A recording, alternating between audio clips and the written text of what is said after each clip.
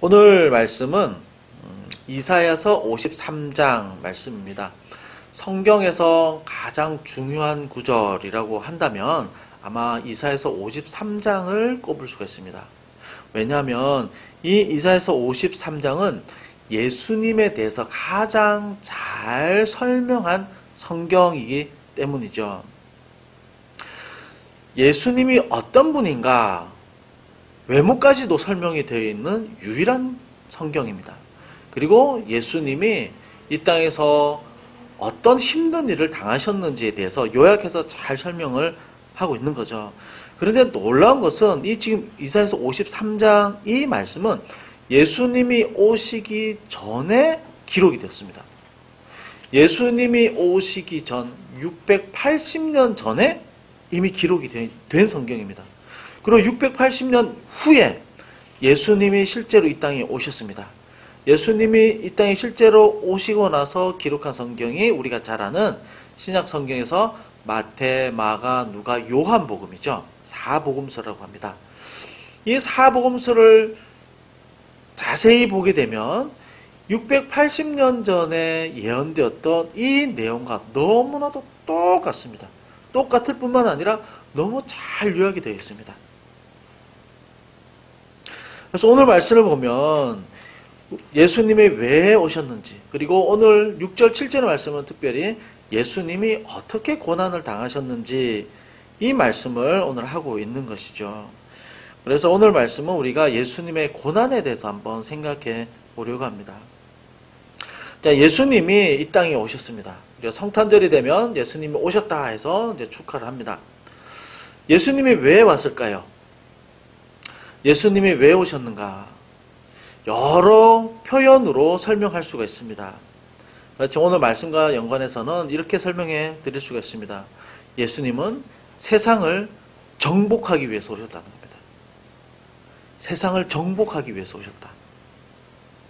왕으로 오셨습니다. 왕. 그런데 이 세상을 정복을 하는데 일반 왕들처럼 아주 강력한 무기와 어마어마한 군대를 동원해서 사람들을 무력으로 진압을 해서 정복을 하셨을까요? 그렇지 않습니다. 예수님은 어떻게 이 세상을 정복했습니까? 스스로 고난과 고통을 당하시고 자신이 십자가에 죽고 부활하시면서 이 세상을 정복하셨습니다. 이게 무슨 말일까요?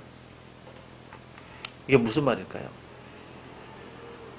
모든 사람들은 무엇인가의 지배를 받고 있습니다. 예수님이 이 지배에서 벗어나도록 했다는 거죠. 이 세상 모든 사람들에게 무엇인가로부터 지배를 받고 있는데 그 지배를 벗어나게 했다는 겁니다. 그러면 사람들이 무엇의 지배를 받고 있었을까요? 사람들은 이야기합니다. 나는 누구에게도 지배받지 않습니다. 나는 당당합니다. 그리고 우리나라는 자유민주주의 국가이기 때문에 누가 나를 지배할 수도 없습니다. 나는 자유입니다. 지배당하지 않습니다. 주장합니다. 아주 옛날에는 왕의 지배를 받았습니다. 누군가의 지배를 받았습니다. 노예는 주인의 지배를 받고 한 나라의 백성은 왕의 지배를 받았습니다. 왕이 너 전쟁에 나가려면 나가야 되고 너 저쪽으로 이사가 그러면 이사 가야 됩니다. 내가 보니까 너가 살고 있는 그 땅이 너무 좋아서 내가 별장을 좀 지어야 되겠다. 너 다른 데 이사가 그러면 왕의 말에 복종을 하고 살아야 됩니다. 왕의 지배를 받는 거죠. 옛날엔 그랬습니다. 그럼 요즘은 지배를 받는 일이 없는 것처럼 보여지죠. 그렇지 않습니다. 요즘은 더 많은 지배를 받습니다. 쉬운 예를 좀 들어볼까요? 눈에 보이지 않는 너무 많은 지배를 받죠. 우리 학생들은 게임 많이 합니다. 게임을 너무 심하게 하면 게임 중독이라고 그러죠. 다르게 표현하면 게임의 지배를 받는 거죠. 지배를 받는다는 건 뭐냐면 내가 진짜 하고 싶은 걸 하지 못하는 겁니다. 공부를 해야 됩니다. 숙제를 해야 됩니다. 꼭 해야 되는 것 알고 있습니다. 그런데 그것을 하지 못하면서까지 게임에 빠져 있는 거죠. 그러면 게임의 지배를 받고 있는 겁니다. 나에겐 자유가 없습니다. 자나깨나 무조건 게임 생각. 그래서 게임 페인이 되기도 합니다. 게임 때문에 사람이 망가지기도 합니다. 또 어떤 사람들은 술의 지배를 받습니다. 술을 끊어야지 하면서 끊임없이 술을 먹습니다. 많이 먹는 사람들은 깨고 나서는 꼭 다짐을 합니다. 내가 술 안 먹을 거야. 안 먹을 거야. 그렇지만 또 술을 먹게 됩니다. 이게 뭘까요? 술의 지배를 받는 거죠. 또 어떤 사람은 돈의 지배를 받습니다. 물론 필요한 거죠. 그렇지만 너무 지나치게 모든 것을 다 팽개치고 버리면서까지 돈에 집착을 한다면 그것은 돈의 지배를 받는 겁니다. 돈을 위해서라면 어떤 범죄도 서슴지 않고 막 하는 겁니다. 그게 돈의 지배를 받는 것이고, 요즘 뉴스에 많이 나오죠. 유명한 사람입니다. 연예인이고 인기를 최고로 누리던 사람들이었습니다. 그렇지만 어떻게든 돈을 더 많이 벌려고, 더 성공하려고 해서는 안 되는 일까지 너무 많이 저질러 버린 거죠. 그 사람들은 돈의 노예가 돼버린 사람들입니다.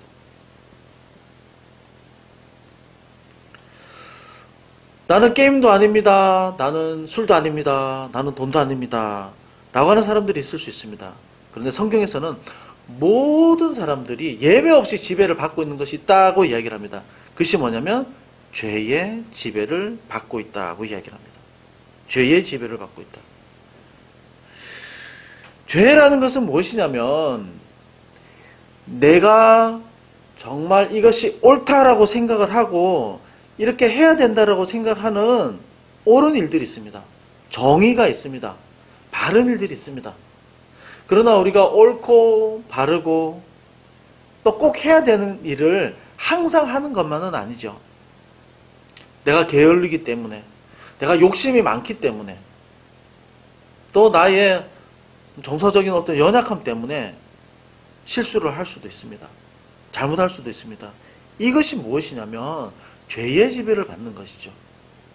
더 나아가서 하나님께서 꼭 하라고 또 하지 말라고 한 것들이 있습니다. 그래서 그걸 하지 못하는 것은 죄의 지배를 받고 있기 때문인 거죠.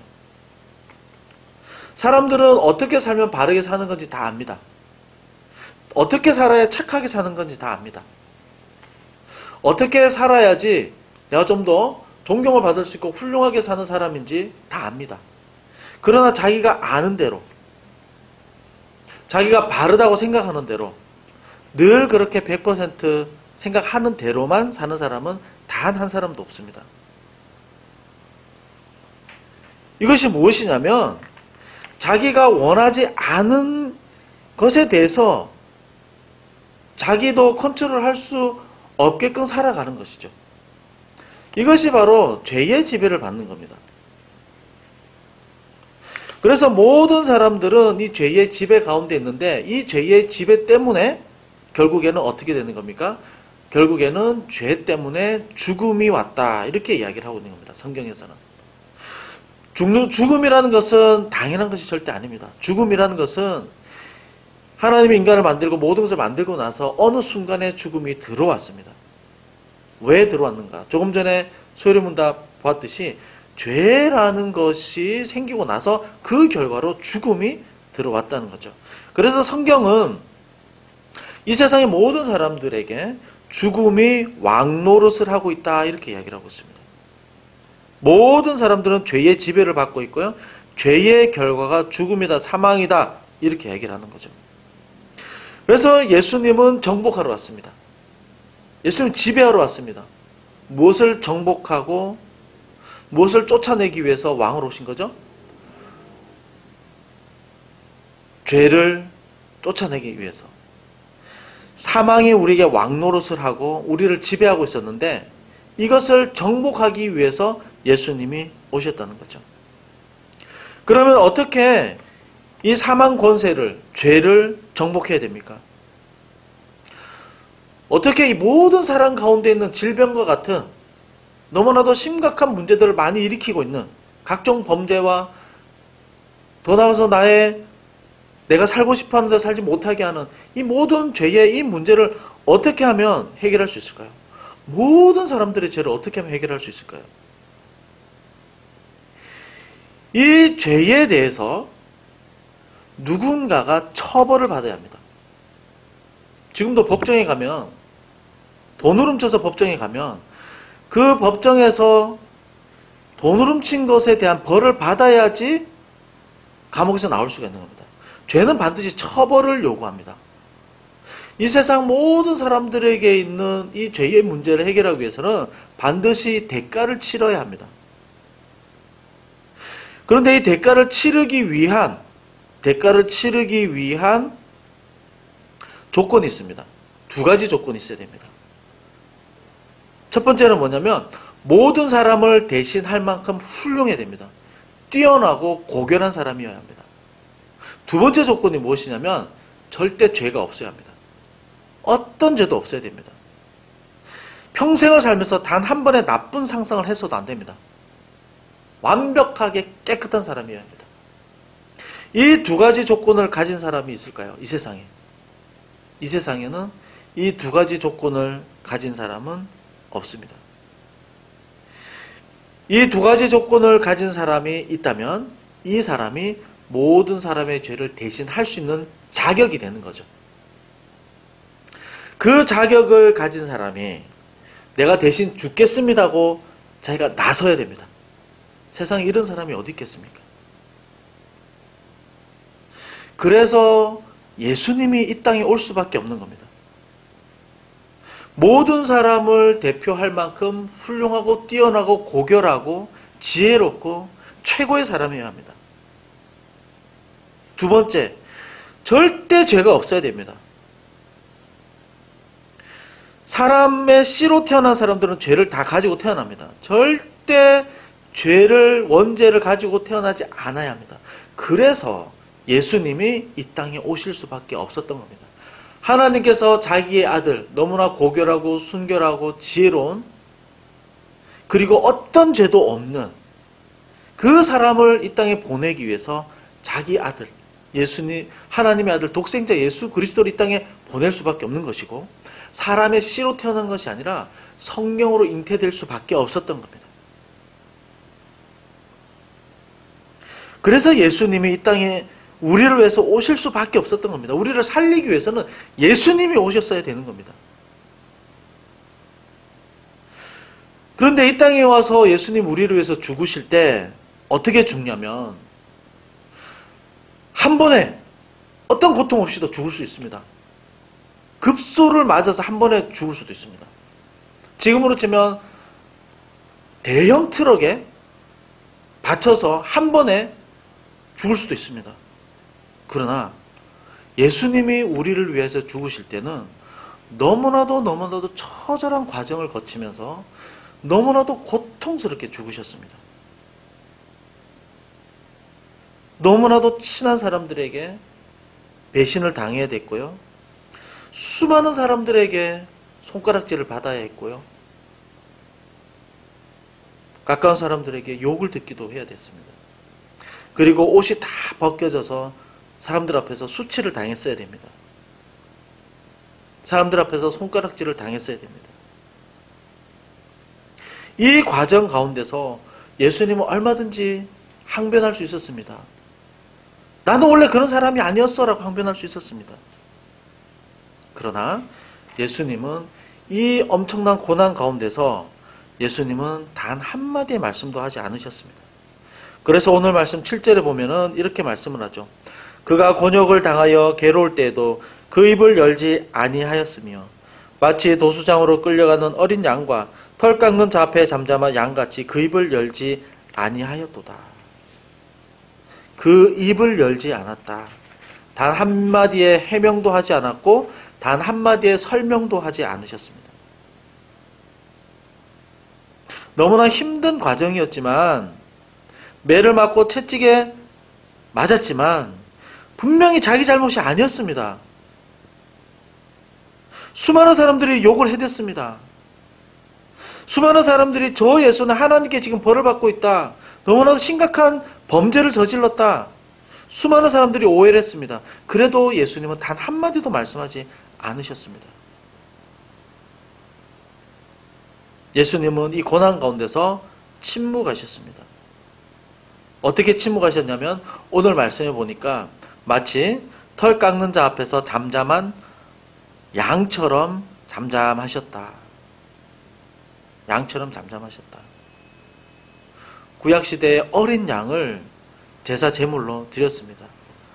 어린 양이 아무것도 모른 채 도살장으로 끌려가서 양에게 털이 깎이듯이 아무것도 모르는 사람처럼 끌려가서 고난을 당하셨다는 겁니다.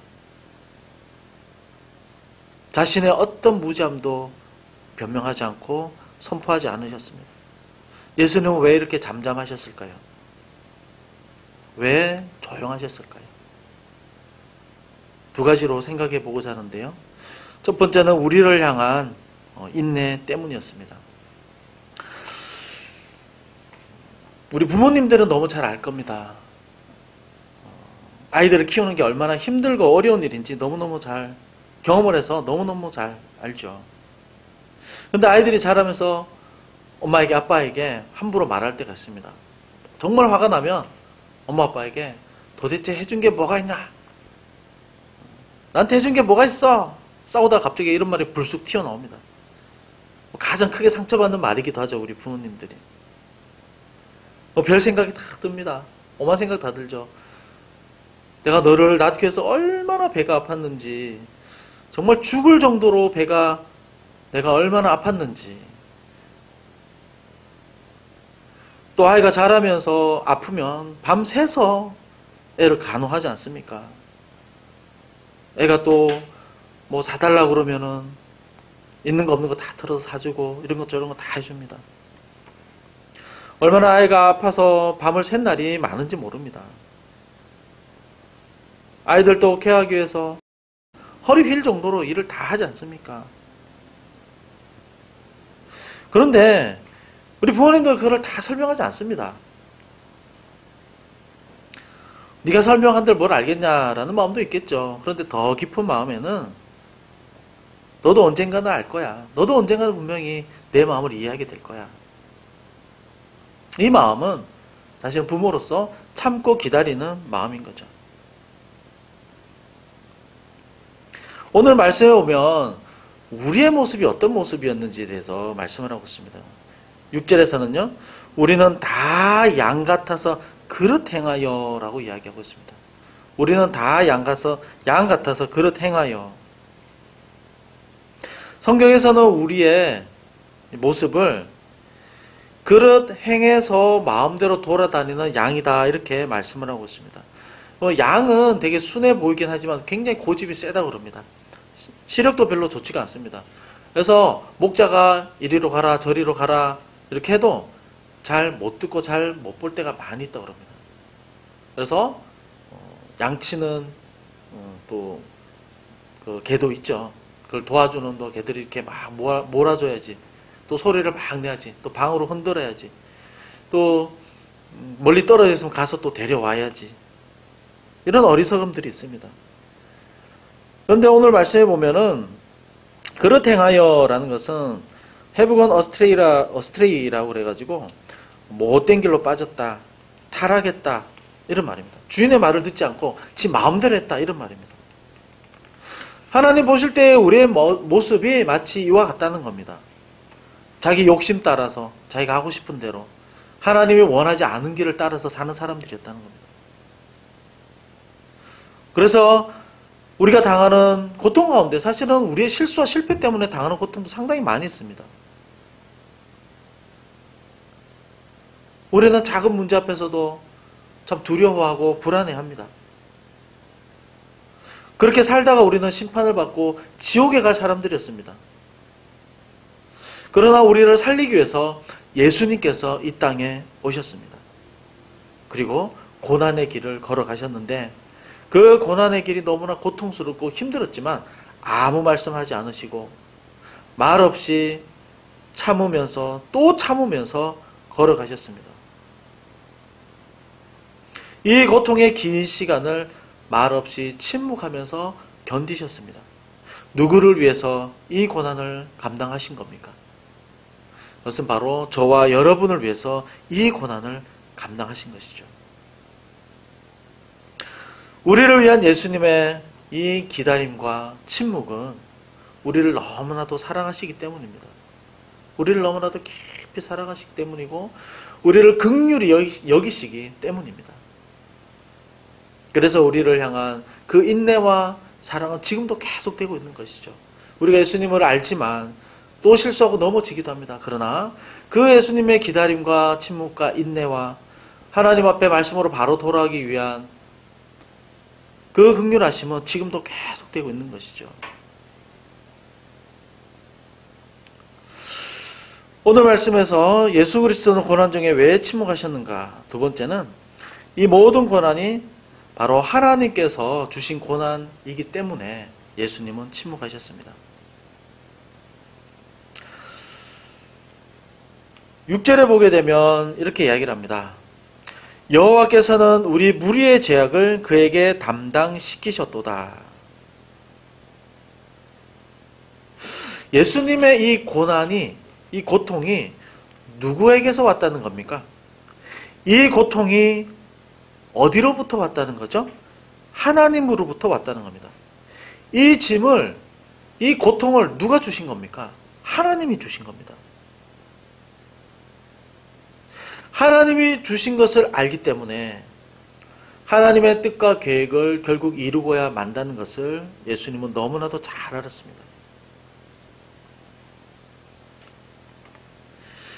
하나님이 허락하신 고통은 반드시 하나님의 영광을 드러내고야 마십니다. 하나님이 허락하신 고난은 하나님의 뜻대로 사용하시고 하나님의 살아계심을 드러내는데 반드시 사용하십니다. 요한복음에 보면 아주 극적으로 드러난 사건이 하나 있습니다. 나사로의 죽음 사건이죠. 예수님은 나사로의 집과 아주 가까운 곳에 머물러 계셨습니다. 반나절이면 갈 수 있는 거리지만 예수님께서 일부러 이틀이나 지체를 하시면서 나사로가 병들었으니까 좀 빨리 와서 고쳐주십시오. 그 종이 와서 부탁을 했지만 예수님은 일부러 가지 않으셨다고 얘기합니다. 그리고 이제 때가 되었으니 가자라고 했을 때는 이미 너무 늦어버린 겁니다. 예수님이 도착했을 때 나사로의 그 누이들은 마리아 마르다가 예수님께 막 원망했습니다. 예수님 빨리 왔더라면 우리 오빠가 살았을 거 아닙니까? 왜 이제 왔습니까? 왜 이제 왔습니까? 예수님은 가지 않더라도 말씀만으로도 얼마든지 고칠 수 있는 분이었습니다. 그러나 가지 않고 그 나사로의 가족에게 어마어마한 고통을 안겨주셨던 겁니다. 그러나 예수님께서 이 일에 대해서 미리 말씀을 하셨죠. 이 일은 하나님의 하실 일을 드러내기 위함이다 라고 말씀을 하셨죠. 결국 예수님께서는 나사로의 가족에게 어마어마한 고통을 안겨주셨지만, 의도된 고통이었지만, 이 나사로를 다시 죽은 자 가운데서 살리시면서 복음이 증거되는 모든 세대에게 이 나사로의 이야기가 전해지게 하셨습니다. 그리고 병에 걸려서 나왔던 기쁨보다 죽음 가운데서 다시 살아났던 이 기쁨은 더 놀랍고 더 어마어마한 기쁨이었습니다. 하나님은 때로 너무나 사랑하시는 자에게 너무나도 큰 슬픔을 허락하실 때가 있고요.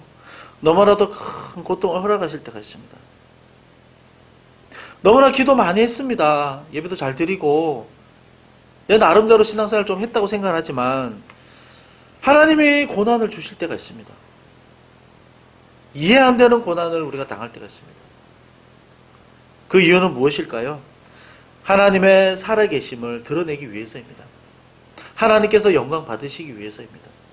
이 일하는 모든 사람들이 정말 하나님은 놀라운 분이시군요. 전능하신 분이시군요.